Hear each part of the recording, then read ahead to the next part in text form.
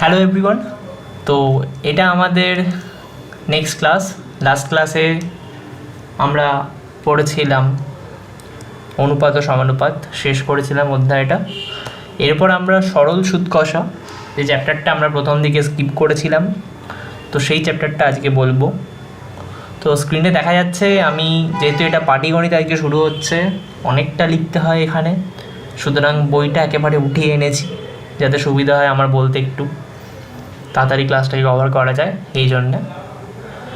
তো চ্যাপ্টার আজকে সরল সুদ কষা, স্টার্ট করা যাক সরল সুদ কষা চ্যাপ্টারটা। পাটিগণিতের অত্যন্ত মজাদার চ্যাপ্টার, খুবই সহজভাবে আমরা এটা বুঝে নেব আজকে। চেষ্টা করব আজকে ম্যাক্সিমামটা আমরা এটা পড়িয়ে দেওয়ার বা শেষ করে দেওয়ার টোটালি চ্যাপ্টারটাকে। ওকে, সো শুরু করা যাক। সরল সুদ কষা, সরল সুদ কষা বা সিম্পল ইন্টারেস্ট। আমরা প্রত্যেকে প্রথমে একটা গল্প বলি, শুনে নে সেটা। প্রত্যেকে আমরা, আমাদের গার্জেনরা ব্যাঙ্ক অ্যাকাউন্টে টাকা রাখে। তো কী হয় ব্যাংকে, আমরা কিছু টাকা ব্যাংকে জমা রাখি, তার পরিবর্তে ব্যাংক আমাদের একটা সুদ দেয়। সুদ মানে কি, একটা অতিরিক্ত টাকা দেয়। নাহলে আমি ব্যাংকে টাকা রাখবো কেন? আমার ব্যাংকে টাকা রেখে লাভ হয় কিছু, নিশ্চয়ই। তো সেটাকে বলে আমরা সুদ, যে লাভটা হয় ব্যাংকে টাকা রেখে। নির্দিষ্ট কিছু পরিমাণ টাকা ব্যাংক আমাকে দেয়, আমি ব্যাংকে টাকা রাখি এই কারণে, ঠিক আছে? তো ব্যাংক তাহলে এমনি এমনি কেন আমাকে দেবে? ব্যাংক কি সমাজসেবা করছে? না, করছে না একদমই। ব্যাংক কেন এমনি টাকাটা দেবে আমাকে? সেই টাকাটা ব্যাংক বিভিন্ন জায়গায় বা বিভিন্ন খাতে ব্যবহার করে। কীরকমভাবে ব্যবহার করে? ব্যাংক যেমন আমাদের জনসাধারণের টাকা নিয়ে বিভিন্ন অন্যান্য লোককে লোন দিচ্ছে। আমাদের মতন জনসাধারণ, তারাও হয়তো ব্যাংকে টাকা রেখেছে, তাদেরকে লোন দিচ্ছে। এবার লোনটা যেহেতু এককালীন অনেক টাকা একসাথে দিয়ে দেওয়া হয়, তো আমাদের টাকাগুলো ব্যাংক ইউজ করতে পারছে লোন। আর ব্যাংক তাদেরকে লোন দিচ্ছে মানে তাদেরকে কিছু সুদ দিতে হচ্ছে ব্যাংকে। দেনা পাওনার ব্যাপারটা, কিছু ধার করলে তাকে কিছু সুদ দিতে হয় তার ওপরে। শুধু যেটা ধার সেটা দিলে মেটালে হয় না, তাকে কিছু সুদ দিতে, অতিরিক্ত টাকা দিতে হয়। তো ব্যাংকের এর ফলে কিছু লাভ হচ্ছে, সেই লাভেরই একটা অংশ ব্যাংক আমাদের দিচ্ছে। আমরা ব্যাংকে টাকা জমা রেখে সেটাই সুদ হিসাবে পাচ্ছি। এই গল্পটা আশা করি সবাই জানে মোটামুটি, আমি তবুও আরেকবার বলে দিলাম যাতে আমাদের খুব সুবিধা হয়। একদম চ্যাপ্টারের বেস কনসেপ্ট এটা। ওকে, তো এই সরল সুদ কষা অধ্যায়ে আমাদের প্রথমেই কিছু ওয়ার্ড বা টার্ম জেনে নিতে হয়, ঠিক আছে? কী কী ওয়ার্ড বা টার্ম? এই যে আমরা এখানে দেখতে পাচ্ছি পরপর তিনটে ওয়ার্ড বা তার টার্ম লেখা আছে: আসল, সময় আর সুদ। আসল বা মূলধন, যত টাকা ধার দেওয়া হয় বা নেওয়া হয়, অথবা যত টাকা গচ্ছিত রাখা হয়। আমরা সহজভাবে ধরে নিই ব্যাংকে আমি 500 টাকা জমা রেখেছি, তো আমার আসল বা মূলধনটা হচ্ছে এক্ষেত্রে 500 টাকা, ঠিক? সময় কি? সময়ের সংজ্ঞা তো ফিজিক্সের সংজ্ঞা নয় এখানে। সময়ের সংজ্ঞা যেটা আমরা বলতে চাইছি সেটা হচ্ছে যে যত সময়ের জন্য টাকাটা আমরা ব্যাংকে রাখছি, ঠিক আছে? সুদটা কি? সুদ বলতে গিয়ে আমি সুদ ব্যাপারটা বললাম প্রথমে, সুদটা কি যাই হোক, এখানে লেখাতে অনুযায়ী দুটো ওয়ার্ড পাচ্ছি আমরা, সেটা হচ্ছে উত্তমর্ণ আর অধমর্ণ। এটা মনে রাখার সহজ উপায় আমি বলি, অধমর্ণ বা দেনাদার। তো অধমর্ণ টার্মটা থেকে কীভাবে মনে রাখবো আমরা সেটা ফার্স্টে বলে দিই। অধমর্ণ মানে, অধ মানে কি, ঠিক আছে? ঊর্ধ্ব আর অধ। অধ মানে নিচে আছে, যে টাকা ধার নিয়েছে সে নিচে আছে, ঠিক আছে? যে টাকা ধার দিচ্ছে সে বড় লোক, এরকম ব্যাপার, তাই তো? যে টাকা ধার দিচ্ছে তার কাছে অনেক টাকা আছে, সে উত্তমর্ণ। যে টাকা ধার দিচ্ছে সে হচ্ছে উত্তমর্ণ, বা যে টাকা রাখছে, গচ্ছিত হচ্ছে বা যে টাকা দিচ্ছে সে হচ্ছে উত্তমর্ণ, আর যে টাকা নিচ্ছে সে হচ্ছে অধমর্ণ। প্রথমে যে উদাহরণটা আমি বললাম, আমরা ব্যাংকে টাকা রাখছি, ঠিক আছে? তো এখানে আমরা ব্যাংকে টাকা কিছু দিচ্ছি, ব্যাংকের ওপর কিছু গচ্ছিত টাকা রাখছি, তাই তো? ব্যাংকে কিছু টাকা গচ্ছিত রাখছি, তো আমরা হচ্ছে এখানে উত্তমর্ণ বা পাওনাদার, ঠিক?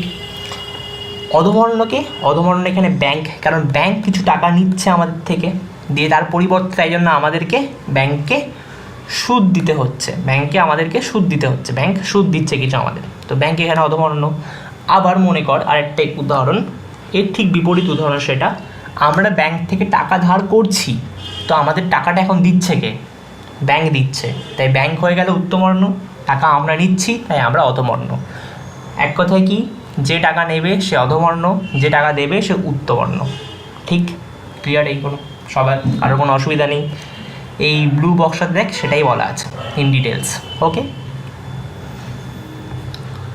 তো নেক্সট আমি গেলাম সুদের হার ব্যাপারটাতে। সুদের হার বলতে কি বোঝায়? এখানে দেখ, সুদের হার, সুদের হার বলতে কি বোঝায় বেসিক্যালি? সুদ সাধারণত বছরের হিসাবে কষা হয়ে থাকে। 100 টাকার 1 বছর যে পরিমাণ সুদ দেওয়া হয় তাকেই বার্ষিক শতকরা সুদের হার বা সরল সুদের হার বলা হয়।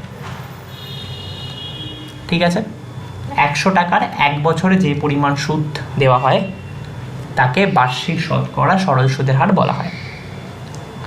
ঠিক আছে, একটা এক্সাম্পল নিয়ে আমরা দেখ, লিখেছে বার্ষিক শতকরা সরল সুদের হার 10%-এর অর্থ হলো 100 টাকার 1 বছরের সুদ 10 টাকা। ঠিক, কারণ 100 টাকার 10% মানে কি? 10 টাকা। 10% মানে কি? বেসিক্যালি 100 টাকা হলে আমরা সুদ পাই 10 টাকা। এটাতে তো কারোর কোনো অসুবিধা নেই। 100 টাকার 10% মানে যে 10 হয়, এটাতে তো কারোর কোনো অসুবিধা নেই। 100 টাকার 10% মানে 10 টাকা হয়, কারোর কোনো অসুবিধা নেই তো এটাতে। ঠিক তো? ঠিক আছে, এবার একটা কথা বলছে আমাদের যে আমরা 500 টাকা জমা রেখেছি, ঠিক আছে, আর সুদ হচ্ছে 20 টাকা। আমরা 500 টাকা জমা রেখেছি ব্যাংকে। মনে কর একটা এক্সাম্পল এখানে যেটা দিয়েছে, আমি কোশ্চেনটা এখানে হয়তো আগে কোথাও লেখা ছিল, আমি মিস করে গেছি, তো আমি কোশ্চেনটা বলে দিচ্ছি। মনে কর 500 টাকা ব্যাংকে জমা রেখেছি 1 বছরের জন্য, আর আমরা সুদ পেয়েছি 20 টাকা, মানে 1 বছর পর ব্যাংক আমাদের ফেরত দিচ্ছে 520 টাকা। আমাকে বের করতে বলেছে সুদের হার কত? সুদের হার কত? সুদের হার কত, এটা বের করতে বলেছে আমার প্রশ্নে। ঠিক আছে, তো এটা ঐকিক নিয়মের মতো আমরা করছি সলভ। দেখ, 500 টাকায় 1 বছরের সুদ 20 টাকা, ঠিক বলা আছে। 1 টাকার 1 বছরের সুদ কত? 20/500 টাকা। 100 টাকার 1 বছরের সুদটাই তো আমার বার্ষিক সরল সুদের হার। বার্ষিক সরল সুদের হার কী ছিল আমার? 100 টাকায় 1 বছরে যে পরিমাণ সুদ পাই আমি, তাই তো? তো 100 টাকার 1 বছরের সুদ 20/500 ইন্টু 100, 4 টাকা, মানে আমার ওই ব্যাংকে বার্ষিক সরল সুদের হার 4%। এটা আমার অ্যান্সার। ওকে, আমরা বুঝতে পারলাম এই ধরনের অঙ্ক খুবই সহজ অঙ্ক ছিল এটা। এরকম অঙ্ক পরীক্ষায় খুব একটা আসে না আমাদের, বেস কনসেপ্ট রেডি করার জন্য অঙ্ক। তো এখান থেকে কী শিখলাম? বার্ষিক সরল সুদের হার কাকে বলে? 100 টাকার 1 বছরে যে সুদ পাই তাকে বলি আমরা বার্ষিক শতকরা সরল সুদের হার। ঠিক আছে, কারোর কোনো আপত্তি নেই এতে? নেক্সট কনসেপ্টে গেলাম এবার। সিমিলার অঙ্ক এখানে করা আছে, আর তাই আমি এটা করছি না। এখানে এক্সাম্পল যেটা বলেছে সেটা আমাকে বলে দিয়েছে যে আমি বার্ষিক 4% সরল সুদের হারে যদি ওই ব্যাংকে 1200 টাকা জমা রাখি তবে 1 বছরে কত পাবো। মানে কি, বার্ষিক সরল সুদের হার 4% মানে কি, 100 টাকা 1 বছর রাখলে 4 টাকা পাই। ঠিক, তাহলে 1200 টাকা 1 বছর রাখলে কত পাবো? দেখে নিবি অঙ্কটা, সিম্পল অঙ্ক, আসে না যদিও, যাই হোক। ওকে,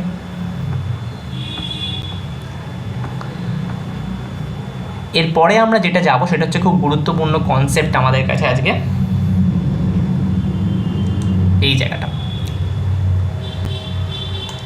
আমি মনে করি যে আমার আসল হচ্ছে পি টাকা, মানে আমি পি টাকা ব্যাংকে রেখেছি। কত সময়ের জন্য রেখেছি? টি বছরের জন্য রেখেছি, আর বার্ষিক সরল সুদের হার R%। ঠিক আছে, এই পর্যন্ত কনসিডার কর। আসল হচ্ছে আমার পি টাকা, মানে পি টাকা টি বছরের জন্য রেখেছি, বার্ষিক সরল সুদের হার R%। অনলি এই লাইনটা নিয়ে ভাব, বার্ষিক সরল সুদের হার R% মানে কি? বার্ষিক সরল সুদের হার R% মানে কি? 100 টাকায় 1 বছরের সুদ হয় 8 টাকা, বার্ষিক সরল সুদের হার 4% মানে 100 টাকায় 1 বছরের সুদ পাই 4 টাকা। বার্ষিক সরল সুদের হার R% মানে 100 টাকায় 1 বছরের সুদ পাই 8 টাকা। ঠিক আছে, তাই তো? আমাকে বের করতে হবে পি টাকা টি বছরে রাখলে কত সুদ পাই। ঠিক, এটা আমাকে বের করতে হবে। আমাকে বলেছে বার্ষিক সরল সুদের হার R%, মানে 100 টাকা 1 বছর ধরে ব্যাংকে জমা রেখে আমি 8 টাকা সুদ পাচ্ছি। ঠিক আছে, আমাকে বের করতে হবে পি টাকা, পি পরিমাণ টাকা যদি আমি টি সময় বা টি বছর ধরে রাখতাম তাহলে আমি কত টাকা সুদ পেতাম। ঠিক, আমি এখানে মোট কথা মোট সুদ বের করতে চাইছি আমার। ঠিক আছে, কোনো অসুবিধা নেই। 100 টাকায় তাহলে 1 বছরের সুদ আমার হচ্ছে 100 টাকায় 1 বছরের সুদ 8 টাকা। 1 টাকায় 1 বছরের সুদ R/100 টাকা। পি টাকার 1 বছরের সুদ পি ইন্টু R/100 টাকা। পি টাকায় টি বছরের সুদ PRT/100 টাকা।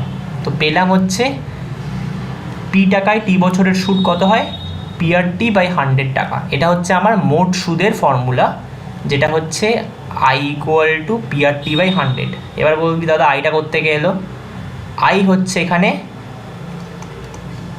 মোট সুদ বা ইন্টারেস্ট। সুদের ইংলিশ কি? ইন্টারেস্ট। তো মোট সুদ বা ইন্টারেস্ট, আই ফর ইন্টারেস্ট। ওকে, তো পি টাকায় টি বছরের জন্য মোট সুদ হয় I = PRT/100। আমার হচ্ছে এটা গুরুত্বপূর্ণ একটা ফর্মুলা। তো আমি গেলাম এখানে হোয়াইট বোর্ডে।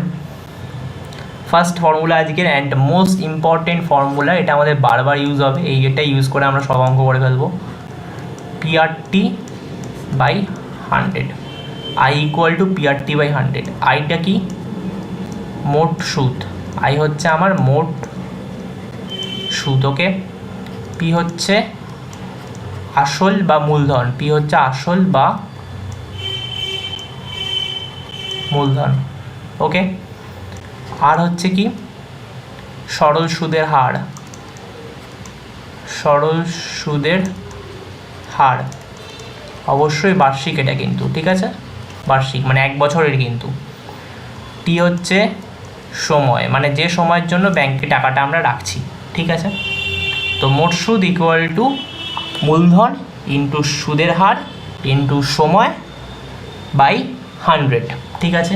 I = PRT/100 খুবই গুরুত্বপূর্ণ ফর্মুলা আমার, ঠিক আছে। অসুবিধা নেই কোনো এই পর্যন্ত বুঝতে, ক্লিয়ার সবার? তো নেক্সট যেটায় যাব আমি সেটা দেখ, এই কনসেপ্টটা আমাদের খুবই গুরুত্বপূর্ণ আর খুবই কমন কনসেপ্ট, যেটা আমি ফর্মুলা থেকেই বলে দিতে পারি। তো আমি ফর্মুলা থেকেই বলার চেষ্টা করে দিই। দেখ, I = P × R × T/100, ঠিক আছে। মনে কর P = 100, ঠিক আছে। তো এখন মান কত I এর? 100 × R × T/100, right? That is RT। আর হচ্ছে সুদের হার, টি হচ্ছে সময়, ঠিক আছে। এবার এখন মনে কর পি আমি বাড়িয়ে করে দিয়েছি 200, তাহলে I = কত এখন? 200 × R × T/100। আর টি কিন্তু সেমই আছে, মানে অপরিবর্তনীয় আছে, আর টিকে আমি চেঞ্জ করিনি, এটাই আমি বলতে চাইলাম এখন।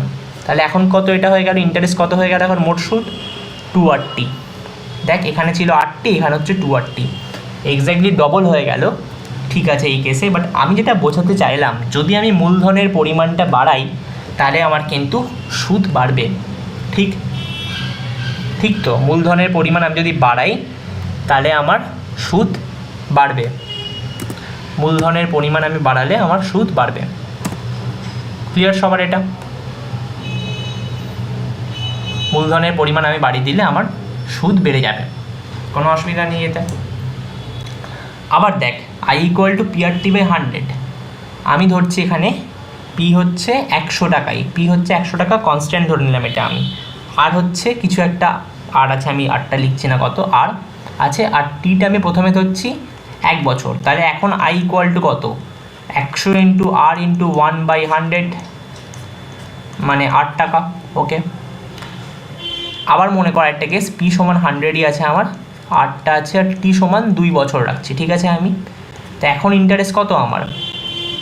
I = PRT/100 করে 100 × R × 2/100 = 2R। দেখ, আগে পেয়েছিলাম আমি R সুদ, এখন পাচ্ছি 2R, মানে আগের থেকে আমি সুদ এখন বেশি পাচ্ছি। কিসের ওপর নির্ভর করলো? সময়ের ওপর।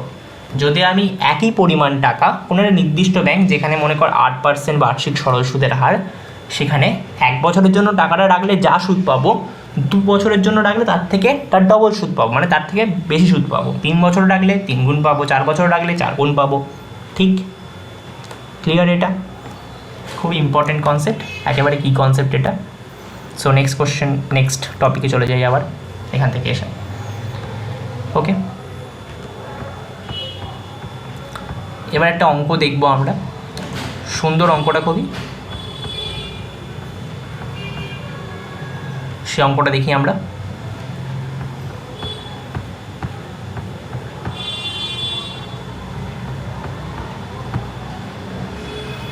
এই অঙ্কটা, কোনো মূলধন বার্ষিক শতকরা একই সরল সুদের হারে 3 বছরে 560 টাকা এবং 5 বছরে 600 টাকা হলে, কোনো মূলধন বার্ষিক শতকরা একই সরল সুদের হারে 3 বছরে হয়েছে 560 টাকা আর 5 বছরে হয়েছে 600 টাকা। 3 বছরে হয়েছে 560 টাকা আর 5 বছরে হয়েছে 600 টাকা। মূলধনের পরিমাণ এবং বার্ষিক শতকরা সরল সুদের হার নির্ণয় করো। ঠিক, এটা বলেছে প্রশ্নে। এই অঙ্কটা এভাবে আমরা করব। দেখ কীভাবে করেছে, প্রথমে আমাকে মূলধন বার করতে হবে। তো প্রথমে আমরা যদিও বের করব এখানে সুদটা, 1 বছরের সুদ বের করব, ঠিক আছে, কত টাকার ওপর সেটা বের করব না, ঠিক আছে। তো প্রথমে মূলধনটাকে বের করি, কীভাবে দেখি। দেখ মূলধন আমি ধরেছি, মূলধন প্লাস 5 বছরের সুদ, এটা হয়েছে আমার মোট 600 টাকা। মূলধন প্লাস 3 বছরের সুদ, এরকম করে আমরা পেয়েছি 560 টাকা। এটা আমার কোথায় দেওয়া আছে, প্রশ্নে দেওয়া আছে যে 3 বছরের সুদ মিলিয়ে হয় 560 টাকা আর 5 বছরের সুদের জন্য হয় 600 টাকা। প্রশ্নে দেওয়া আছে শতকরা সরল সুদের হার একই বলে দেওয়া আছে, ঠিক, খালি সময়টা আলাদা। এখান থেকেও আমরা দেখলাম যে সময় বেশি রাখলে একই পরিমাণ টাকায় যদি বেশি সময়ের জন্য রাখা হয় তাহলে আমরা সুদ বেশি পাই বা মোট টাকাটা বেশি পাই, তাই তো। সেটাই পেয়েছি, আসল প্লাস 5 বছরের সুদ এখানে 600 টাকা পেয়েছি আর এখানে আসল প্লাস 3 বছরের সুদ করে 560 টাকা পেয়েছি। তো এটা যদি আমরা বিয়োগ করে দিই, খুব সুন্দর, দেখ এখানে যদি আমরা বিয়োগ করে দিই এটা, তো আসলটা কাটবে, 5 বছরের সুদ মাইনাস 3 বছরের সুদ মানে 2 বছরের সুদ। 2 বছরের সুদ 40 টাকা, 1 বছরের সুদ তাহলে কত, 40/2 টাকা। 3 বছরের সুদ কত তাহলে, 40 × 3/2 মানে 60 টাকা। এই পর্যন্ত বেরিয়ে গেল। তো এখানে আসল প্লাস 3 বছরের সুদ 560 টাকা, ঠিক। তাহলে আসলটা কত, 560 টাকা মাইনাস 3 বছরের সুদ। 3 বছরের সুদ আমরা বের করেছি 60 টাকা, 560 মাইনাস 60 টাকা সমান 500 টাকা। আসলটা আমরা পেয়ে গেলাম এভাবে, কোনো অসুবিধা নেই, আসলটা পেয়ে গেলাম এখানে। এবার আমাদের বার করতে হবে বার্ষিক শতকরা সরল সুদের হার। বার্ষিক শতকরা সরল সুদের হার, বার্ষিক শতকরা সরল সুদের হার, এটা কীভাবে বার করব, বার্ষিক শতকরা সরল সুদের হারটা বার করতে হবে এবার আমাদের। ওকে, তো বার্ষিক শতকরা সরল সুদের হারটা এখানে একটা পদ্ধতিতে বের করেছে, সেটা আমরা প্রয়োগ করব না। কেন করব না, কারণ আমরা ঐকিক নিয়ম ব্যবহার করে একটা ফর্মুলা শিখেছি। সেই ফর্মুলাটা কি, I = PRT/100, এই ফর্মুলাটা আমরা শিখেছি। তো এখানে আইটা কি, আমার সুদ। আমি যদি অনলি এই কেসটা দেখি, আসল প্লাস 3 বছরের সুদ সমান 560 টাকা আর 3 বছরের সুদ বের করে নিয়েছি আমি 60 টাকা। তো আমি এখানে আয়ের জায়গায় বসিয়ে দিলাম 60 টাকা, আয়ের জায়গায় বসিয়ে দিলাম 60, যেহেতু 3 বছরের সুদটা আমি বার করছি 60 টাকা, বার করে নিয়েছি অলরেডি, ঠিক আছে। PRT, পি মানে কত, আসলটা, আমি আসল কত টাকা রেখেছিলাম, 500 টাকা রেখেছিলাম, তো 500 ইন্টু আর মানে কত, বার্ষিক শতকরা সরল সুদের হার, যেটা আমি বের করছি এখন জানি না, সুতরাং আর লিখে দিলাম, ইন্টু টি মানে কত, কত সময়ের জন্য রেখেছি, 3 বছরের জন্য রেখে সুদটা পেয়েছি 60 টাকা। তো এখানে 3 বসিয়ে দিলাম, বাই 100 যেমন ছিল, তো এখানে কত আসে 5, ঠিক আছে। সো আর = 60/5 × 3, তাই তো, 4 15 60 হয় এমনি। তো আর = তাহলে 4, মানে আর = 4%। বার্ষিক শতকরা সরল সুদের হার আমার 4%, বার্ষিক শতকরা সরল সুদের হার আমার 4%। এখানেও অ্যান্সারে আমার বার্ষিক শতকরা সরল সুদের হার 4%ই বেরিয়েছে, ঠিক। কিন্তু আমি এই প্রসেসটা করব না, এখানে যে প্রসেসটা লিখেছে গণিতের ভাষায়, এই প্রসেসটা আমি করব না। আমি করব আমার এই প্রসেসটা। এই প্রসেসটা এখানে করার জন্য ফার্স্টে এখানে লিখব আই ইকুয়াল টু পিআরটি সূত্র থেকে পাই বলে আই ইকুয়াল টু পিআরটি সূত্র থেকে পাই এইটা, যেখানে আই সমান এটা, পি কি আর কি আর পি কি পরিচয় দিতে হবে, মানে লিখে দেবো এখানে আই সমান হচ্ছে 3 বছরের সুদ, 3 বছরের সুদ, পি হচ্ছে মূলধন, টি কি আর কি সেমভাবে লিখে দেবো এখানে, দিয়ে এটা বের করে নেবো, আর ইকুয়াল টু 4% বেরিয়েছে আমার। ওকে, কোনো অসুবিধা নেই, ক্লিয়ার তাহলে অঙ্কটা? এই অঙ্কটা কিন্তু ভেরি মাচ ইম্পর্টেন্ট, পরীক্ষার জন্য খুবই গুরুত্বপূর্ণ এই অঙ্কটা। ওকে, নেক্সট কোশ্চেনে তাহলে গেলাম আমরা।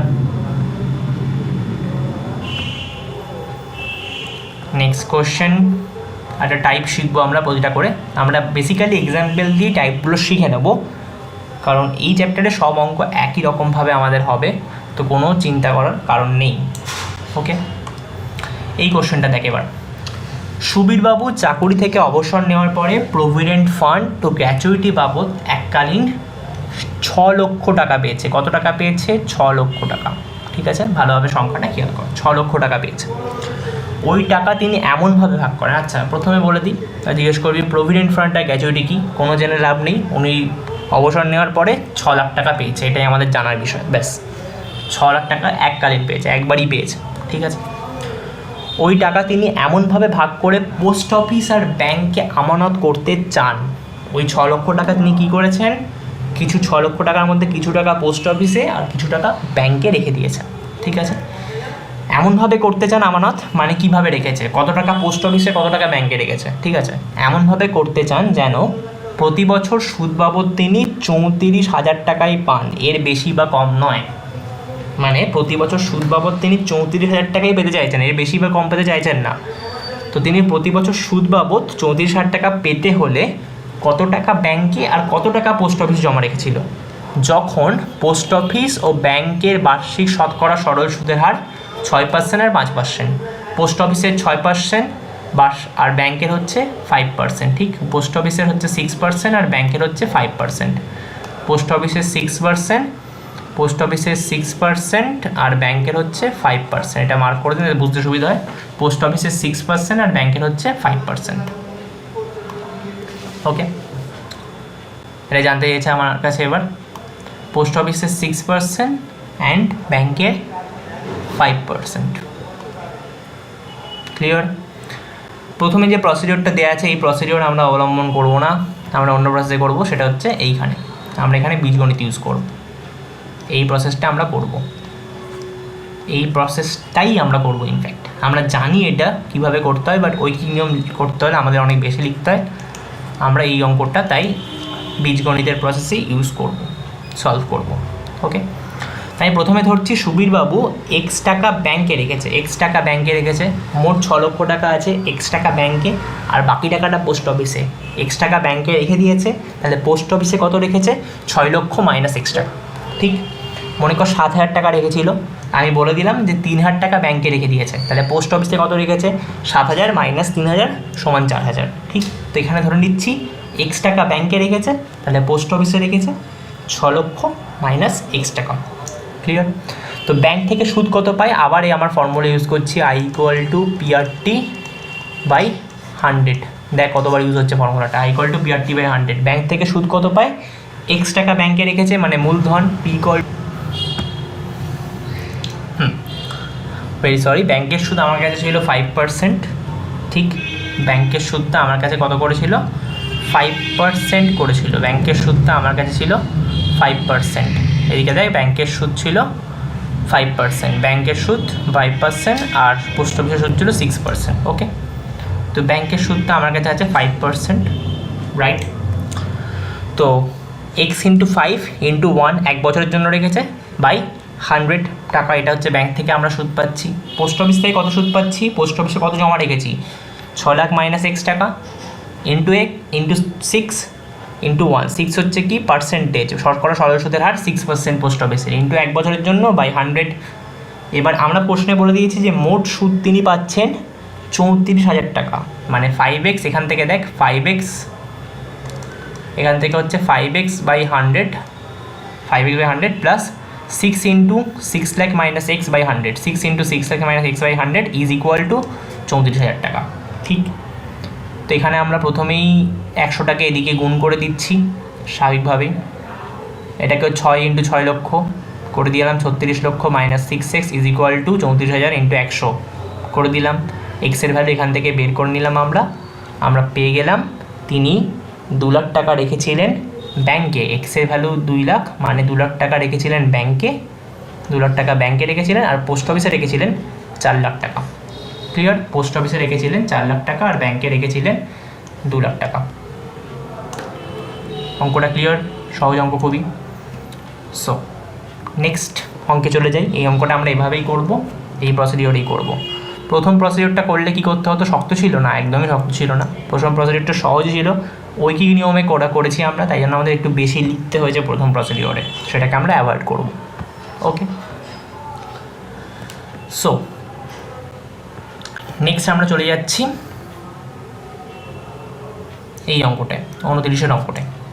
এটাও খুবই সহজ অঙ্ক, আর এক্সাম্পলের মাধ্যমে আমরা এখানে চ্যাপ্টার শিখে নেব সহজেই।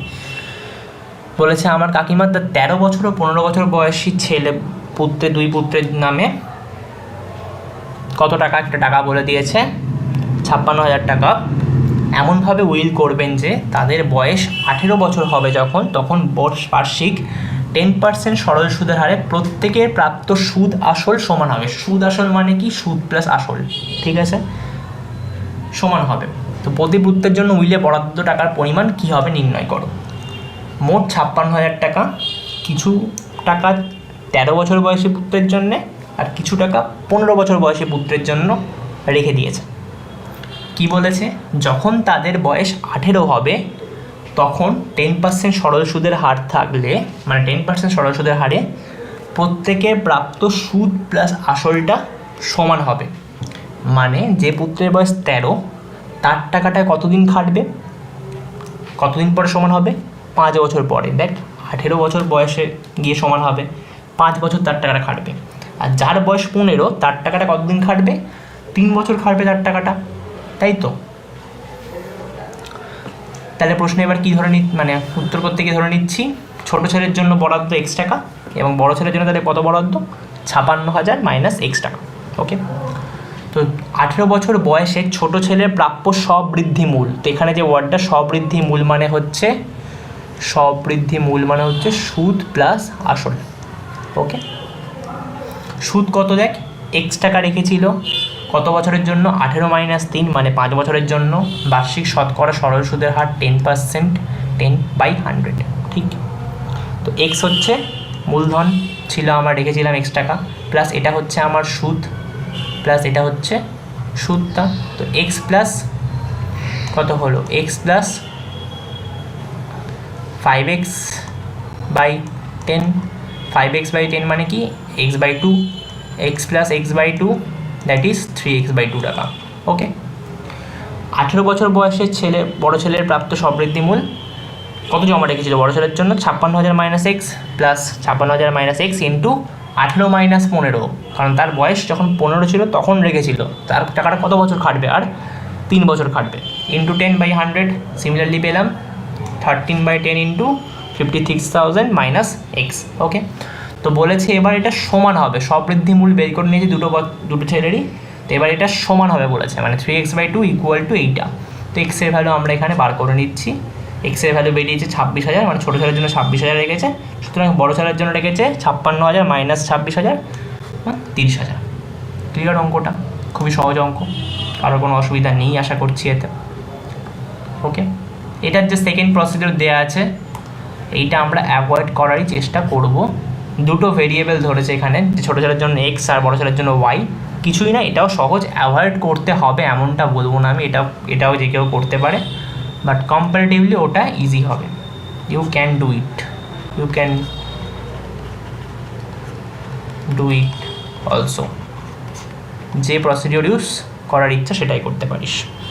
ওকে, কোনোটাই শক্ত নয়। এখানে কী করতে হবে? দুটো ইকুয়েশন সলভ করতে হবে আমাদেরকে। ওকে, দুটো ইকুয়েশন সলভ করতে হবে।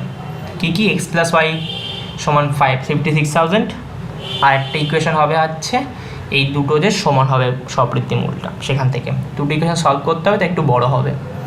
ওকে, কোনো অসুবিধা নেই। তো এরপরে একটা অঙ্ক করাই, সেটা হচ্ছে এই অঙ্কটা। এটাও খুবই গুরুত্বপূর্ণ, ইন্টারেস্টিং অঙ্ক বেশ। বলছে ফতিমা বেবি একটি মাসিক সঞ্চয় প্রকল্পে প্রতি মাসের প্রথম দিনে 100 টাকা করে জমা করেন। প্রতি মাসের প্রথম দিনে 100 টাকা করে জমা করে দেয় তিনি এভাবে 1 বছর টাকা জমা রাখলেন। প্রতি মাসের প্রথম দিনে 100 টাকা করে জমা করে দেন। এখানে আমরা ধরে নেবো যেটা, যে তার 100 টাকাটা কিন্তু সারা মাস সময়টাই খাটছে, ঠিক আছে। তিনি এভাবে 1 বছর টাকা জমা রাখলেন, মানে 12 মাসে তিনি দিচ্ছেন মোট 1200 টাকা, ঠিক আছে। যদি বার্ষিক সরল সুদের হার 6% হয়, তাহলে বছরের শেষে তিনি সুদে আসলে কত টাকা পাবেন?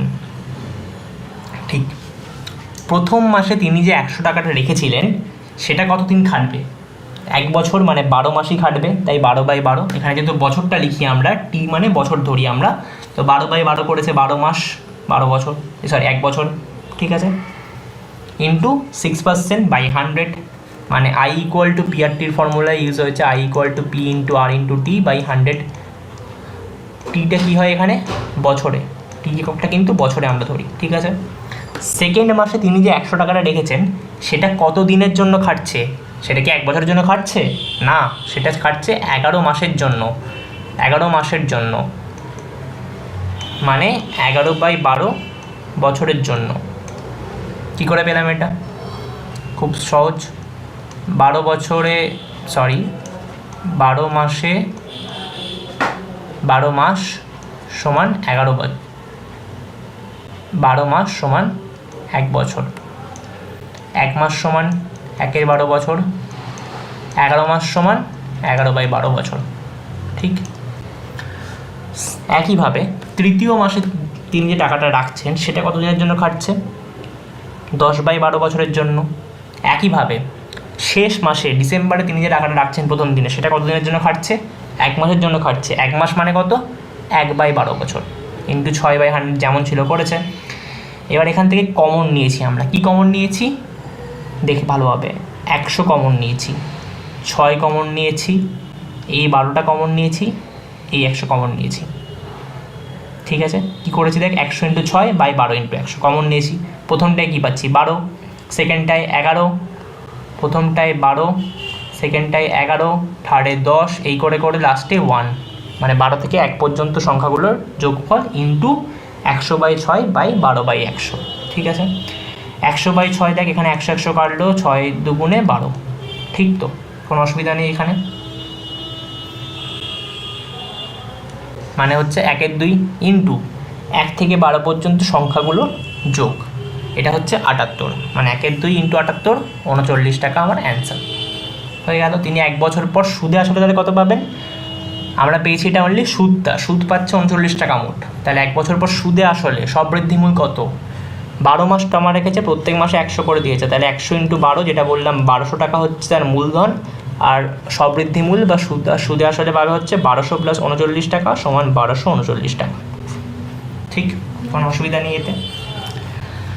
এই বিষয়ে একটা এখানে জিনিস বলে রাখি, 1 থেকে 12 পর্যন্ত সংখ্যার যোগ যেহেতু এখানে লাগলো, সেই জন্য বলে রাখছি এইটা কিন্তু আমাদের কোনোভাবে সিলেবাসের মধ্যে নেই, যেটা এখন আমি করে দিচ্ছি, সেটা কোনোভাবে আমাদের সিলেবাসের মধ্যে নেই, আমি বলে দিচ্ছি তবু।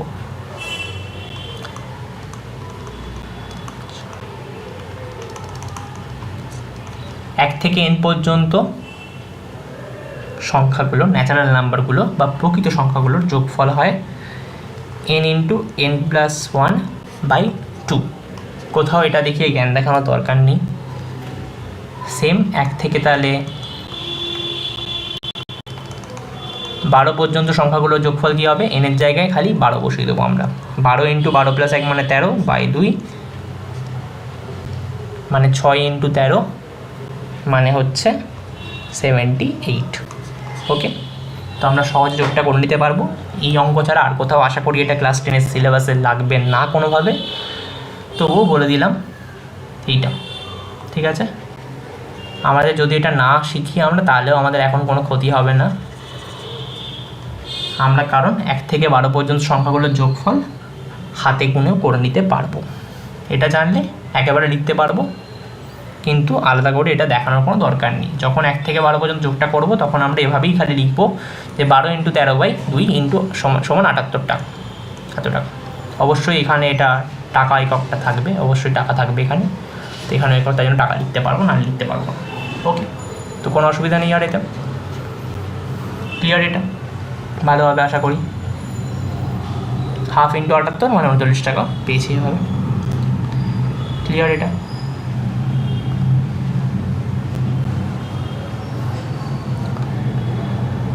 এরপরে আছে এক্সারসাইজ। তো এক্সারসাইজের অঙ্ক আমরা করবো অবশ্যই বাড়িতে, আমি এখানে আর দেখাবো না এক্সারসাইজের অঙ্ক খুব একটা অঙ্ক এখানে আমি দেখিয়ে দিই। এই অঙ্কটা এখানে আমি দেখাচ্ছি। কোনো মূলধন 10 বছরের দ্বিগুণ হলে বার্ষিক সরল সুদের হার কত? হোয়াইট বোর্ড ইউজ করি আমরা। কোনো মূলধন মনে